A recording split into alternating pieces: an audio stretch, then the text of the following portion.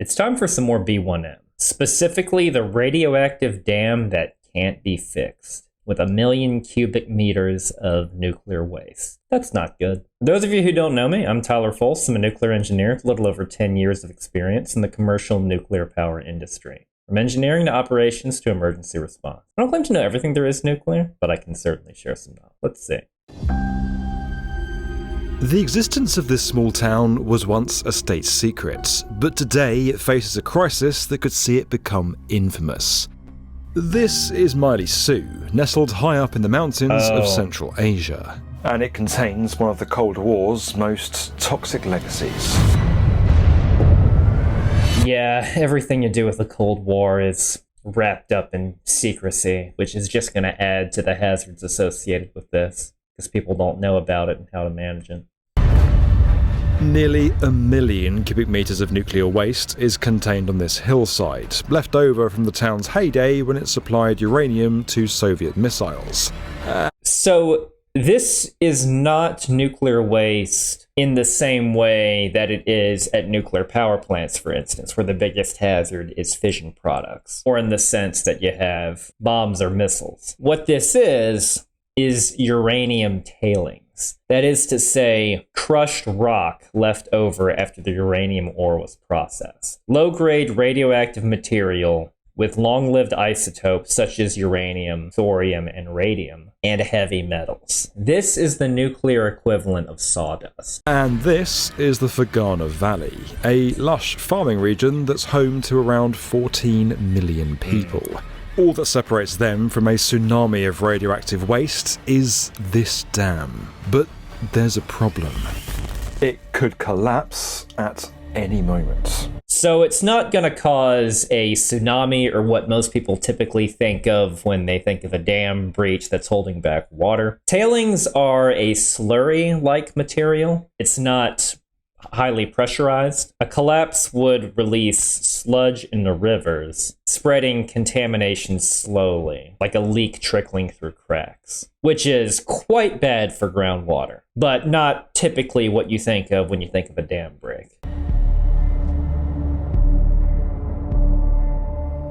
In 2023, the dam at Tailings Pond 7 underwent a routine inspection. The Kyrgyz town of Mailuu-Suu is studded with these structures, but crucially, this one lies next to the river that the town is named after. What they found was their worst nightmare. The radioactive sludge the dam was supposed to keep at bay had seeped inside, putting the whole structure at risk. So this is seepage into the dam matrix, not an uncommon failure mode for this sort of dam design, a structural integrity concern. This is no abstract threat. The town is still scarred from a much smaller dam collapse back in 1958. Shortly after the discovery was made, the race was on to figure out how, or even if, it could be fixed. But hang on a minute. Dams, tailings, nuclear waste. What the hell are we talking about? And how did we end up here? Today, Mailuu-Suu is part of the Kyrgyz Republic, one of a number of countries in Central Asia formed after the breakup of the Soviet Union in 1991. Now, chances are you probably don't know too much about this part of the world, but it played a crucial role in one of the most defining episodes of the last century. As the Second World War ended and two new superpowers prepared to go head-to-head, the starting pistol was fired in the nuclear arms race. Let us face, without panic, the reality of our times. The fact that atom bombs may someday be dropped on our cities. But there was a problem. Cold War. To be in the race at all, you needed access to a key ingredient: uranium. By 1945, the US had established reliable supply chains for this mysterious new element. But the USSR was almost starting from scratch. It's interesting, this much uranium could have been used to build more nuclear power plants rather than produce weapons. But this was the time period of the Cold War, fairly early in the Cold War actually, where your country's objectives is not only to make a power source, but also to take uranium and make plutonium as well for weapons. The hunt for sources of uranium became a national priority, and it was here in Central Asia that the Soviets struck gold. In 1946, the town of Mailuu-Suu was established to support the mines in the mountains nearby and as a processing plant for uranium ore. What they produced was yellow cake, uranium ore that's been processed and milled into a powder like this. It's what gets sent over to enrichment facilities and ends up as fuel. It was yellow. No, we don't actually eat the yellow cake. So I have seen people bring yellow cake to various company events for the obvious joke. A cake from Mailuu-Suu that went into the USSR's first atomic bomb in 1949. The town was a closed site, meaning it didn't appear on maps and its existence was never acknowledged. Despite that, it became prosperous and was given special privileges like good quality schools and medical facilities. But the good times wouldn't last long. Not unlike areas within the Soviet Union that were designed around the nuclear industry, like Pripyat, for instance. In the 1980s, before the accident, a lot of resources were put into that town, more so than other parts of the Soviet Union anyway. Now, before we get into what went wrong, I first got to tell you about something called tailings. Basically, when you dig for any mineral, whether it's uranium, gold, aluminium, whatever it may be, you won't find it in neat chunks like this. That's a shame. Wouldn't that make it so much more convenient? Instead, it'll come out of the ground as a big lump of rock with a load of other stuff called ore. Now, this isn't uranium ore, Play-Doh? This is Play-Doh. Yes. Play-Doh, where my kids have mixed the colours together so substantially That is not a bad way to illustrate no hope it, of though. ever separating them ever again. It proves our point. But for those of you watching with OCD, will be just about the most annoying thing in the world. Sorry guys. So after this comes out of the earth, it all gets ground up and mixed with a load of other chemicals. What you're left with at the end are two things. Your pristine mineral, known as concentrate, and all the chemicals, waste and other impurities in a big disgusting sludge called tailings. Now this is my daughter's glow-in-the-dark slime. It's absolutely disgusting, but we're using it here to demonstrate tailings. So hey, at least we finally got a use for it. Wonder if I should get my son Play-Doh that looks like uranium.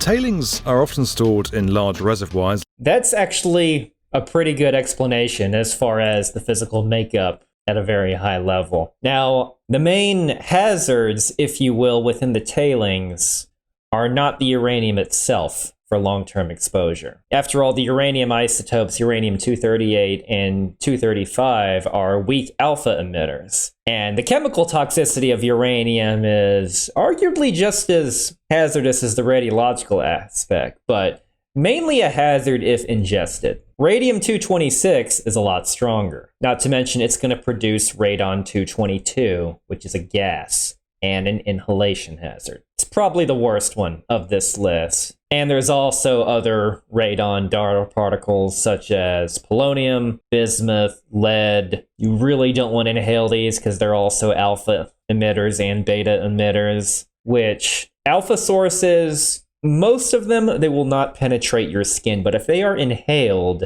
you're going to get, per individual emission, about 20 times more radioisotope per unit emitted. It's what's known as a quality factor, and the difference between... It's what's known as a quality factor when you differentiate between what type of energy the human body is receiving. And the activity levels in these mill tailings are far below spent nuclear fuel that has to be kept in dry cask, but this is going to be well above natural background levels. Not to mention, they're all heavy metals, and they're going to contain things like lead, arsenic, cadmium, and residual chemicals left over in processing that have the potential to leach toxic metals and radionuclides into groundwater. And these slurry tailings can be quite liquefiable. That is to say, they lose their sheer strength when saturated and disturbed, especially in a seismic area.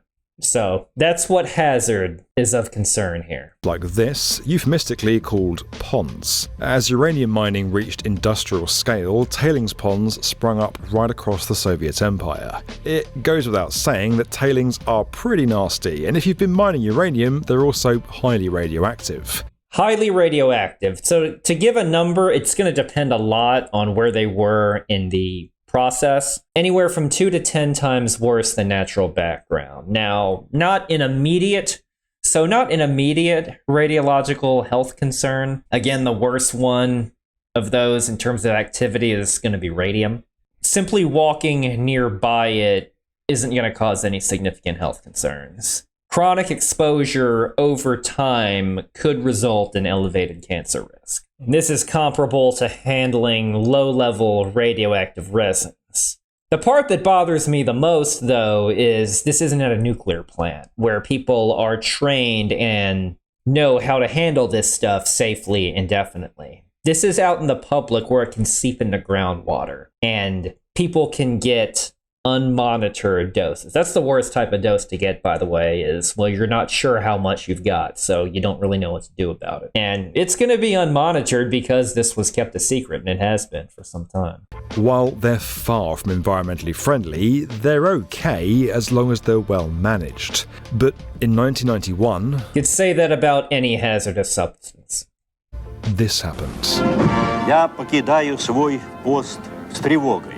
The Soviet Union, as a subject of international and geopolitical reality, no longer exists. As the USSR collapsed, a wave of independence washed over Central Asia, leaving newly formed countries in its wake. But it also washed away the network of skills, expertise, and crucially money that was needed to manage the legacy of this deadly industry. Esther Harlander is leading efforts to fund rehabilitation work on uranium mines across Central Asia. That's the problem. Someone made something, left, and now no one knows how it works. So independence of these countries, breakdown of the Soviet Union certainly was the trigger. So there was... Oh, she's with the European Bank for Restoration and Development. That's the same organization that built the Chernobyl new safe confinement structure. Very little expertise actually left in the countries to deal with the legacy because many Russians just returned back to Russia. And the second, of course, is money. If you look at Tajikistan, organizations like that within the Soviet Union were quite centralized. Maintaining the uranium legacy sites in the country, they have a total of 10. And their total budget for this job is $50,000. Wow. So you can imagine what you can do with that sort of can buy a few Geiger counters and that's about it. Of money. You can do absolutely nothing. The Kyrgyz Republic has no nuclear industry of its own. There are no nuclear power stations and, of course, no nuclear weapons. But it's been left with the responsibility of maintaining and cleaning up all these sites. Кыргызстана сейчас есть помимо этих проблем другие проблемы. Им надо устроить инфраструктуру, им надо устроить свою промышленность. Do they even have an equivalent of, say, the Nuclear Regulatory Commission or an organization that tracks radioisotopes even for medical uses? I'm sure they do, but they're not used to dealing with this sort of stuff. Sue, meanwhile, went from a prosperous industrial hub to an impoverished backwater almost overnight.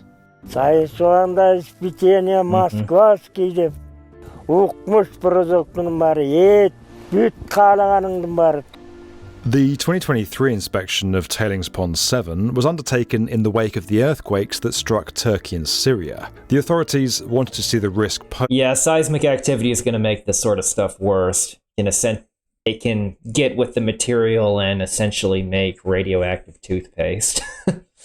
Posed by these structures. Just the movement. Over time, tailings held in ponds settle, meaning they become drier, denser, and more stable. So, in 2023, the Kyrgyz engineers expected to find what was a compacted mass of relatively firm material with low risk of movement during a quake. Instead, they found a loose, saturated deposit with almost no cohesion. In other words, what they were expecting to find was solid earth, but what they found instead ended up being kind of more like toothpaste. Yeah, a slurry. So, why does that matter? This is a cross-section of Tailings Pond 7. This is the hillside the pond is built on, here are the tailings, and this is a thin protective cover. Holding all of that in place down here is the dam, reinforced by this buttress. Because the tailings have such a thick, gloopy consistency, if an earthquake struck, rather than shake and crack, they would surge forward and breach the dam. The obvious solution was to build a bigger, stronger buttress, but there was more bad news. Because the tailings were so gloopy, when this was modelled, studies found that even with a substantially bigger buttress, the dam would still fail. In other words, it can't be repaired. So where does that leave us? Well, take a look at this map. Here's the Kyrgyz Republic and neighbouring Uzbekistan. The area is dominated by this enormous mountain range which provided the uranium. Naturally, because the land is so rugged, it's very sparsely populated. But take a look here. Right in the middle is this, the Fergana Valley. This huge flat plain is perfect for agriculture and is one of the most populated areas in the region. The fruits of this farmland provide for the 14 million people who call this place home, as well as many more in the wider region. This is a mountainous region, and the Fergana Valley is totally surrounded by mountains. Yeah. So anything that is a flat surface is very precious. And the only flat surface in that region is the Fergana Valley. And in terms of economy, agriculture still is the biggest part of these economies. This is where kind of all the food is grown, where you have animals like cows. And of course, you have this one river, the Sirdarya River, which connects all of these countries. So this is the main waterway creating the fertility in the Fergana Valley. That river is fed from others higher up in the mountains to the east, including the Mailuu-Suu River. Now, remember those earthquakes? If the dam at Tailings Pond 7 were to collapse, it would take a matter of hours for the radioactive waste to flow down into the Fergana Valley. So the main threat here is the long-term contamination of soil and water in this highly fertile, centralized region that supplies and cares for 14. It's not going to cause immediate radiation sickness at these dose levels, especially because it's going to, in a way, this is going to dilute it. But if isotopes such as radium as well as uranium leach into these irrigation canals, the valley's agriculture becomes a slow breeder, if you will, of health problems across generations. Kind of how tritium in cooling water can spread far if left unchecked. Tritium being an isotope of hydrogen that shows up in nuclear power plants because water is used as a coolant and it absorbs neutrons by being in an intense neutron field that is a nuclear reactor. From there, the tailings would wash up on riverbanks and seep into the groundwater, poisoning the lifeblood of this crucial land. The levels of radioactivity related to a uranium legacy are by dimensions smaller than the ones you would find at Chernobyl, for example. Yes, that's good to clarify that. And even Chernobyl, and the difference between Chernobyl today within the exclusion zone, so we're not talking that level. And of course, let alone the time of the accident that happened back in 1986. So I appreciate the clarification they put in there. So the level of radioactivity generally is lower, especially related to waste rock dumps, tailings material. So you will not die when you step on it. But of course, if you're... It's also just a different type of radioactivity. The strontium-90 and cesium-137 has a higher activity level than everything except for the radium, but the radium's more in trace amounts. But radium has such a high radioactivity that even trace amounts, it's probably, you're going to get more gross activity from that than even the uranium, potentially, depending on the shape of these individual tailings. Remember, those pieces of Play-Doh are not all the same. Live your whole life there and you're constantly exposed to that, you will have an impact. There's no doubt. A chronic effect. In other words, were this to happen, the immediate risk to life would be low, but the long-term effects would be catastrophic. Millions could develop cancer, while the... I appreciate his choice in word when he said could, because anything associated with cancer is a function of probability. There is a dose threshold where an increase of cancer is evident. Specifically, it's 100 millisieverts, which is twice the dose limit for people that work in nuclear power plants. But yeah, this is going to be the big hazard. Could drive up cancers, could also drive up kidney disease for the chemical hazards in addition to the radiological hazards. But like chronic low-level intake, not unlike having higher doses of radon in your house, which is why radon test kits exist. Impact on agriculture, the region's main source of income, could be crippling. But the dam can't be repaired, so what next? So overall in this, the nuclear engineering goal is going to be to isolate radioisotopes from humans and the environment for the period they pose a risk. Radiation Protection 101. Goals around minimizing water infiltration, limiting the radon release by capping with radon inhibiting layers, stabilizing slopes and reducing liquefaction risk, treating contaminated waters, removing tailings from high-risk locations. This dam would classify as a high-risk location. Easier said than done, but those are the basic principles. Well, if the dam can't be repaired, then the only option left is to move the stuff it's holding somewhere else. In Mailuu-Suu, that means taking the 900,000 cubic metres of tailings from this hillside and transporting it here to the more stable Tailings Pond 15. If it were to be in a stable enough location, so let's say this happened somewhere else, you could try drying the tailings, regrading a stable slope, and even installing a cap. And a cap in this context could be like a compacted clay layer with a drainage layer, as well as a vegetative cover on top of that to prevent erosion and dust. Trenches for groundwater control, buttresses like they have already for slope stabilization. There could also use filter presses or thickening to remove the water, then stacking with the relatively dry tailings, basically rearranging it. But ultimately in this case, moving it to a location with more favorable geology.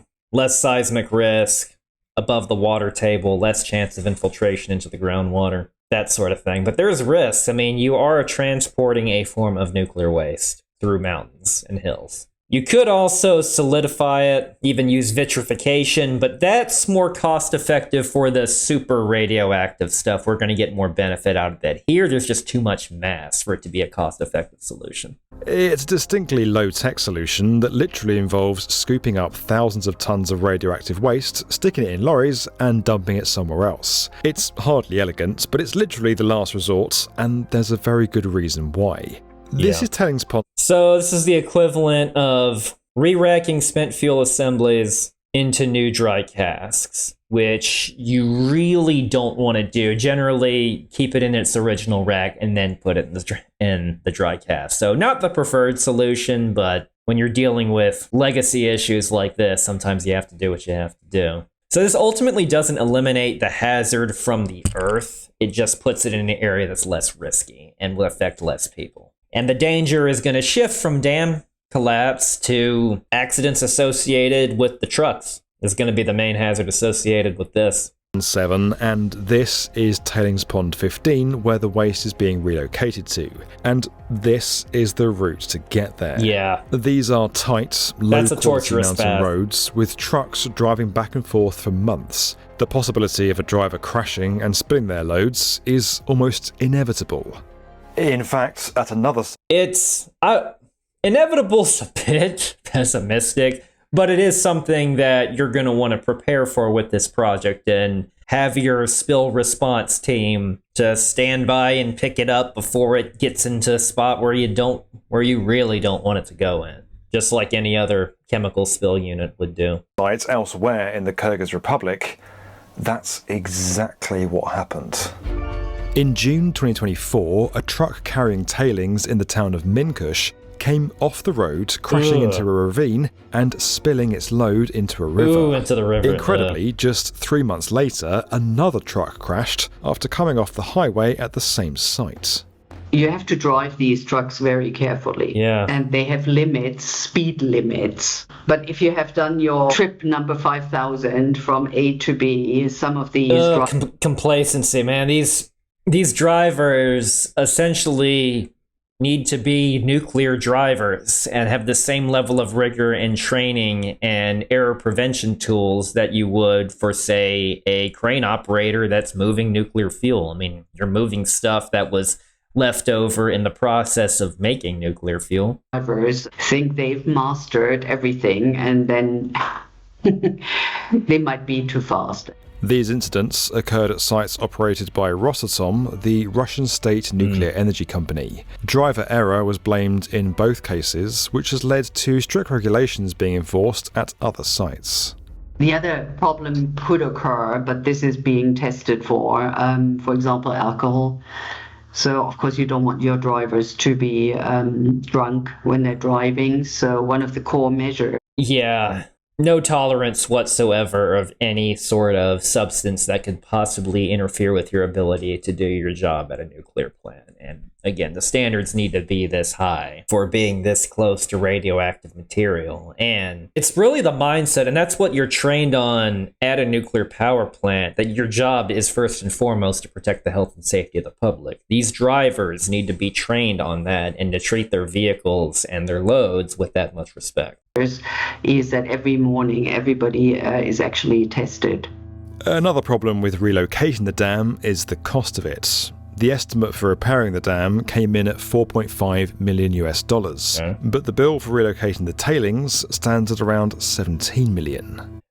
You know, that's a shame, and I know they mentioned having only $50,000 to work with. In the US, anyway, as far as nuclear remediation, that's pocket change. The cleanup of the infamous Hanford waste site within the United States ran into the hundreds of billions of dollars. $17 million, I don't even think that'll cover the cost of replacing a steam generator. And I'm talking the material cost, not the labor cost and the cost of extending an outage. So yeah, to me, these numbers aren't bad. It's more of you're just dealing with an organization and that just doesn't have the resources, which is sad. Which kind of emphasises how absurd this whole story is. The sums we're talking about here aren't enormous. Normally we talk about projects that run into billions of dollars. Exactly. So spending a few million on a dam... Yeah, remediation from these projects is expensive. ...that has the potential to wipe out a whole valley seems like chump change. But that money has to come from somewhere. Yeah. The European Bank... And as far as wipe out a whole valley, I mean, I know that's hyperbole, but if you take into the account fear of nuclear into there, then yeah, that very definitely could. And obviously, as a nuclear engineer, I don't want any radioisotopes in places where they are not controlled. For Reconstruction and Development is currently funding 7 projects in the Kyrgyz Republic and its neighbours, and the Russian state nuclear agency Rosatom is funding a few more. Progress is being made. Mines in the town of Shikafta and Minkush, sites with similar problems, were completed in 2022. But Tailings Pond 7 isn't so lucky. Currently, nothing is happening. The EBRD... Yeah, as far as the relocation, I mean, they showed some of these images that, yeah, it seems like they're just not using the best setup. I mean, not using sealed containers. They don't even have guardrails on the roads. I don't know what their convoy size and frequency is. Is trying to raise money to fund the work, but they're just not there yet. Meanwhile, the town of Mailuu-Suu and the people of the Fergana Valley hold their breath. And again, that's the real tragedy. This isn't some apocalyptic nuke scenario or even a Chernobyl scenario. It's chronic neglect of low-level waste management is what this is. Nuclear engineering is as much about stewardship as power. Managing mill tailings, reactor fuel cycles, and decommissioning. And if you don't budget for the back end, you end up with radioactive dams and earthquake zones. Thanks so much for the recommendation, and thanks so much for watching. I'll see you next time.